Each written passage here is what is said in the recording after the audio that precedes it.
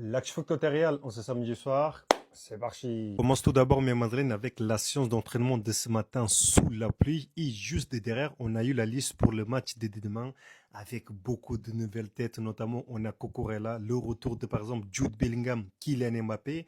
Et bien évidemment, Yann Djumondé. On a hâte de les voir sur le terrain demain. Mais entre-temps, mes madeleines, cet après-midi, ils ont déjà pris l'avion direction Allemagne. Pourquoi? Tout simplement, demain, on joue à 17h. Donc, ils vont se reposer là-bas tranquillou. Voici nos mannequins. Ils sont en mode tranquille, chill, tout va bien. Mais cette année, faites attention à vous, hein. Ça va péter et c'est ça qu'on attend parce que ça fait 2 saisons là qu'on est un peu fatigué, hein. Pour ceux qui ne savent pas, on joue face à Schalke. Schalke, c'est l'équipe où Dzeko, il est actuellement. On l'a posé la question, avec qui tu veux changer de maillot? Il a dit, moi, c'est José Mourinho.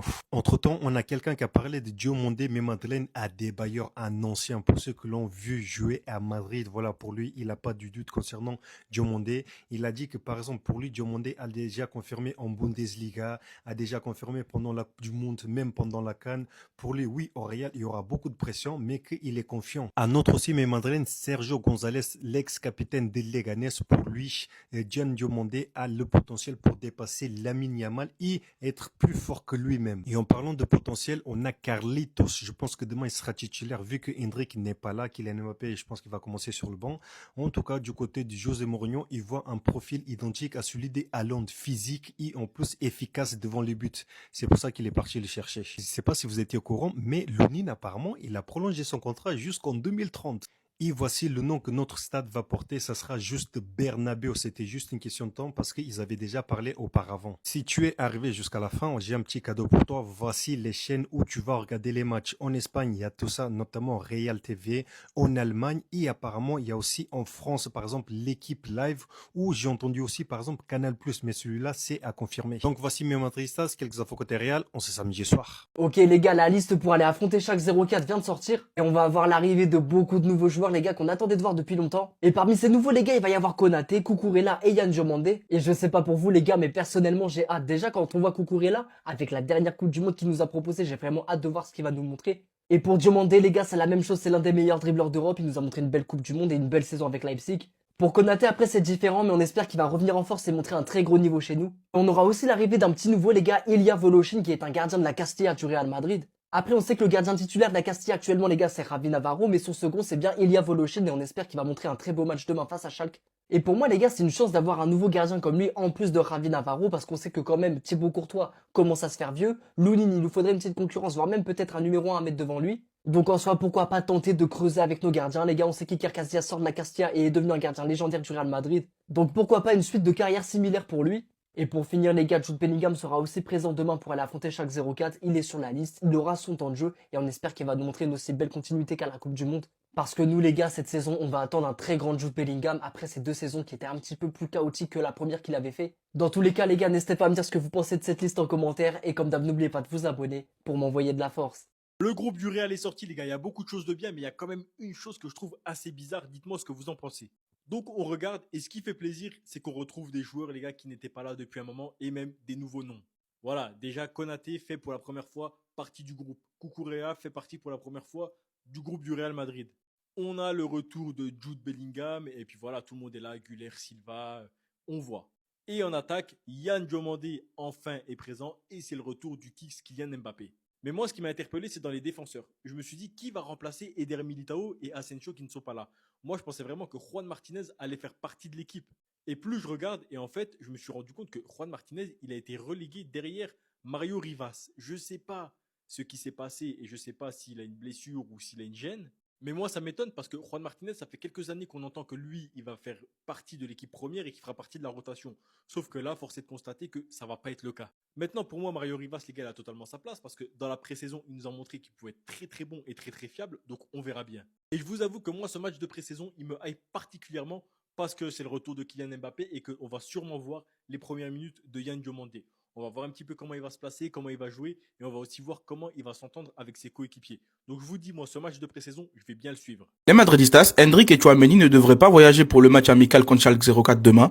On va revenir sur les premiers mots et les premiers ressentis de Kylian Mbappé pour la prochaine saison. Ce dernier disait, je cite, « C'est notre moment pour avancer et remporter des titres. C'est toujours un rêve de rejoindre le Real Madrid, c'est un rêve d'être ici. Et je sais à quel point j'ai de la chance d'être ici. Maintenant, nous devons gagner. Et il rajoute également ceci: c'est très positif d'avoir un entraîneur comme José Mourinho qui sait gagner. On n'a qu'un seul objectif, gagner. Là, on a affaire à de belles paroles venant de Kylian Mbappé. J'espère maintenant que ça va être une très bonne saison pour le Real Madrid et pour Kylian Mbappé. On espère enfin des trophées majeurs et moi, je veux surtout attendre à ce qu'on remporte des trophées nationaux. Que ce soit la Super Coupe d'Espagne, la Coupe du Roi ou encore la Liga. Et d'ailleurs, pourquoi pas les trois? Et si derrière, il y a quand même quelque chose à aller gratter aussi en Ligue des Champions, alors pourquoi pas? Dans tous les cas, t'as un effectif qui est censé pouvoir remporter au moins un trophée cette saison. Donc on va bien les garder à l'œil. Maintenant, passons à la deuxième actualité du jour. Donc pour ceux qui l'auraient oublié, demain, le Real Madrid jouera son dernier match de préparation avant le début de la Liga. On affrontera Schalke 04. Et plusieurs médias rapportent qu'Hendrick et Tchouaméni ne devraient pas voyager pour le match de demain. Alors c'est pareil, pour ceux qui ne sont pas au courant, Hendrick souffre d'une surcharge musculaire. Normalement, il devrait être disponible pour le début de saison, reste à voir. Et Tchouaméni récupère toujours de son inconfort à la Coupe du Monde,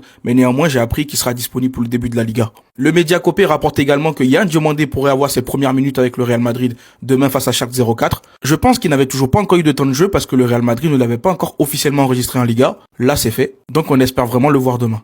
Et apparemment Kylian devrait être également inclus dans le groupe pour demain, ce qui veut dire qu'il y a des chances de voir demain à l'œuvre l'attaque qu'on pourrait voir sur la saison, donc Vinicius Junior, Kylian et Yann Diomandé. Reste à voir. Et pour terminer, le Real Madrid prévoit bel et bien de vendre Manuel Ángel et David Jiménez. Les deux joueurs du Castilla s'entraînent séparément de leur équipe afin d'éviter des potentielles blessures qui pourraient freiner de potentiels futurs transferts. Donc voici les quelques actus de ce samedi matin. N'hésitez pas à me dire dans les commentaires ce que vous en pensez et surtout pour ne rien louper, vous savez ce qu'il vous reste à faire. Abonnez-vous. C'est l'actualité du Real Madrid. Voici la nouvelle attaque du Real Madrid. Et oui, voici la nouvelle attaque du Real Madrid. Kylian Mbappé, Yann Diomandé, Vinicius Junior. Beaucoup m'ont sorti VBD pour les trois. Est-ce que vous trouvez ça bien? En termes de vente et d'achat, c'est une masterclass de Florentino Pérez. On a acheté pour 225 millions et on a vendu pour 199 millions grâce aux jeunes de l'académie. Diomandé et Mbappé joueront demain. Mbappé joueront demain, oui. Ils auront du temps de jeu demain contre Schalke 04. Êtes-vous prêts à voir enfin Yann commencer sous les couleurs du Real Madrid? Et vous pouvez remercier cet homme. C'est grâce à lui, il a tout fait pour que Vinicius Junior prolonge au Real Madrid. Et surtout, il a mis en place de nouvelles règles au Real Madrid sur la nutrition. Rappelez-vous ce que la nutritionniste disait il y a quelques temps. La récupération des blessures, car on a énormément de blessures par année. La ponctualité. Rappelez-vous aussi, Toni Kroos, il a dit, même l'entraîneur arrive en retard. C'est très grave. Et les repas de groupe pour améliorer l'esprit d'équipe. Les repas de groupe, chaque joueur mangeait où il voulait. Notre avis, les joueurs ont besoin de redevenir une vraie équipe car on ne gagne qu'en équipe. Mourinho l'a compris et on espère que ça portera ses fruits. On espère tous que ça portera ses fruits. Là, je vous mets une petite action de Yann. Zoua! Eh oui! Tchouaméni.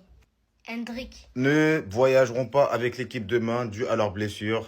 Dommage pour eux, surtout pour Hendrick. J'aurais bien voulu qu'il continue son temps de jeu, qu'il prouve encore à Mourinho. Mais bon, on verra. Dans tous les cas, Tchouaméni sera prêt pour le début de la Liga. Et voici les joueurs convoqués. La Big Fafa, Konaté est là, Cucurella est là.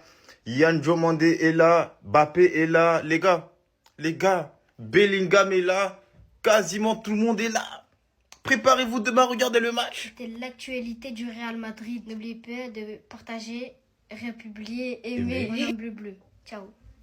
Bon les gars, la question, quel milieu de terrain mettra Mourinho? Je pense que c'est la question que tous les fans madrilènes se posent parce que évidemment que c'est un point faible du Real Madrid, mais c'est pas un point où on peut être défaitiste parce que c'est clair qu'il manque un profil. Mais il y a beaucoup de joueurs, si Mourinho arrive à faire passer, redonner la confiance à certains joueurs, on n'est pas à l'abri qu'ils peuvent se passer une effusion au milieu de terrain. Il y a beaucoup de joueurs, quel milieu on aligne? Pour moi, la première question tout d'abord à se poser, c'est selon l'adversaire. 85% des clubs en Liga vont te poser une adversité différente que les gros clubs en Ligue des Champions. C'est pas les mêmes besoins, c'est pas les mêmes demandes. J'ai vu cette composition, elle peut être intéressante notamment face au bloc bas parce qu'on voit qu'on a une équipe de contrôle, on a une équipe qui joue et qui peut jouer en une, deux touches de balle avec Silva, avec Jude qui peut avoir ce volume offensif mais aussi bien ce volume défensif, avec Arda aussi. On a souvent eu tendance à se frustrer dans les matchs de Liga, on a vu des fois des doubles pivots, Tchouaméni, Valverde, c'est très stérile, techniquement ça prend pas de risque, ça joue pas vers l'avant, ça casse pas de ligne, c'est beaucoup trop prévisible. Alors pour l'aspect défensif, récupération, ça y a pas de souci, mais dans l'aspect de se procurer des occasions, de créer des situations, de créer des décalages, la vista, c'est clair que ça manque de personnalité. Avec ce milieu-là, dans les petits matchs en Liga, on peut se dire que ok, on peut voir des choses